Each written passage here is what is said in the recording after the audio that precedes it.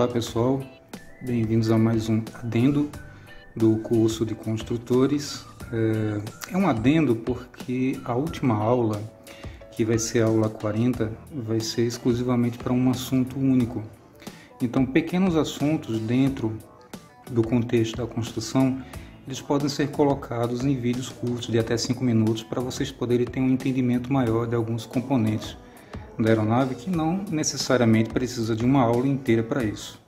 Tá? Então eu vou fazendo alguns adendos, explicando para vocês alguns detalhes de algumas coisas da aeronave, e assim que eu tiver pronto o conteúdo da última aula, a aula 40, que vai ser peso e balanceamento, uma coisa que muitas pessoas não dão o devido valor, mas que muitas vezes significa a diferença entre um voo seguro e uma tragédia.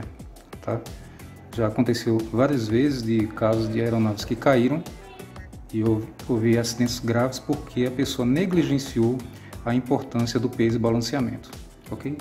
Então, o adendo de hoje é sobre um assunto que é bem interessante, é importante também, que é o tubo pitot, tá? Antes de falar sobre isso aqui, que é o pitot, deixa eu explicar para vocês mais ou menos como é que funciona, tá? Na aeronave, existem 3 instrumentos que são os mais básicos que você pode ter no painel, que é o velocímetro, o altímetro e o climb. O velocímetro indica a sua velocidade aerodinâmica, o altímetro dá a sua altitude barométrica e o climb diz a quantos pés por minuto você está subindo ou descendo. Tá ok?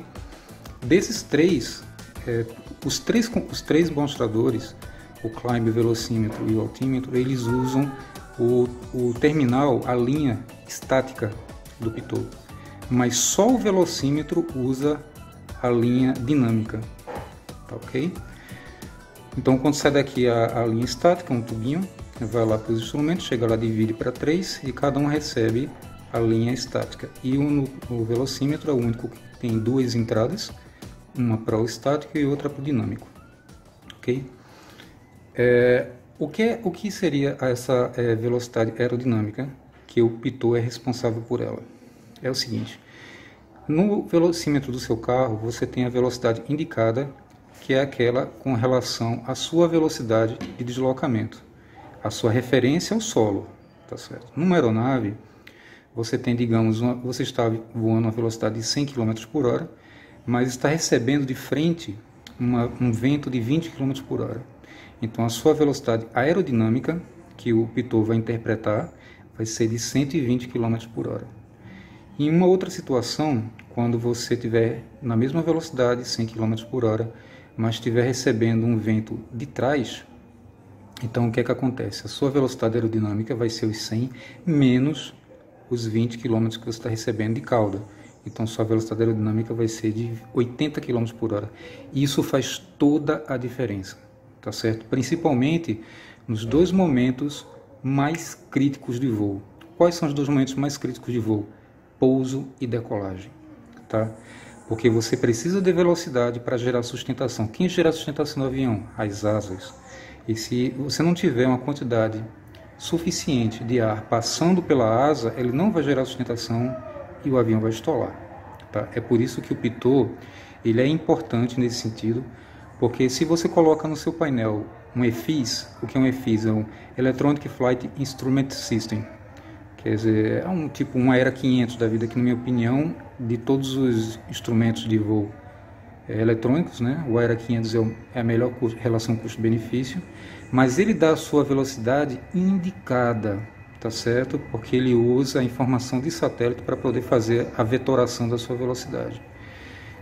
E o único que vai dar a sua velocidade aerodinâmica é o pitot, junto com o airspeed ou o velocímetro, né? Mas o termo mais correto seria airspeed, ok? Então, como foi que eu fiz esse pitot aqui? Ele é muito fácil, ele é todo feito de madeira, tá certo? Aqui você tem um tubo de alumínio que vem aqui para baixo, ó, tá vendo? E um outro tubo de alumínio que recebe o ar de impacto e vem para cá. Aqui dentro eu coloquei só uma mangueirinha de plástico para poder fazer a curva. Isso aqui, gente, é muito simples. Para vocês terem uma ideia, isso aqui é aquele tubo de alumínio de antena externa de casa que eu usei para fazer isso aqui. É super simples isso aqui. Não precisava nem ter feito isso aqui, ó. Eu poderia simplesmente ter feito um furo aqui, ó, no bordo de ataque da asa e colocado lá e pronto, já estava feito. E colocaria aqui um furinho com isso aqui para poder receber, para você fazer o estático. Porque como é que funciona? O estático é o ar laminar, é o fluxo laminar que está passando pela superfície da asa, tá certo? Não pode ser no extradorso. Se você fosse colocar, teria que ser no intradorso, tá? Porque a velocidade que escoa aqui é a mesma que escoa na fuselagem. No extradorso, que é a parte de cima da asa, aquela velocidade ali aumenta, porque o desenho da asa faz com que a velocidade em cima aumente e, consequentemente, gera sustentação. Tá certo? Então, é super simples fazer um pitot. Tá? Você pode fazer assim, ó, em madeira, como eu fiz, só que eu dei um trato, né? Dei um acabamento legal na madeira, entendeu? O legal da madeira é isso, que você faz um pedaço, depois junta mais 2 pedaços, aí cola, aí depois vai lixando, lixando, lixando, até dar o formato que você quer. Aí ficou bacana. E fica aqui, ó, tá? Aí daqui para cá saem 2 mangueiras, tá?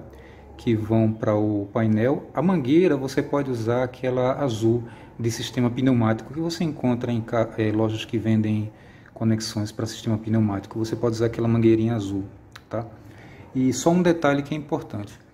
Quando você for fazer a instalação do seu pitot, mantenha a posição do pitot de forma que ele não receba o vento que é gerado pela hélice, tá? Porque a hélice gera um vento turbilhonado e vai interferir na leitura, então vai dar uma leitura incorreta no velocímetro, tá? Então eu coloquei aqui, ó, você pode ver assim, tá lá a raiz, tá ali a ponta, então eu coloquei mais ou menos no meio da asa, porque a hélice ela vem mais ou menos até aqui, ó, daqui para lá. Então ele fica fora daquele fluxo laminar de ar que gera a hélice, que tem muito turbilhonamento, vai gerar uma indicação incorreta aqui no tubo pitot, tá certo?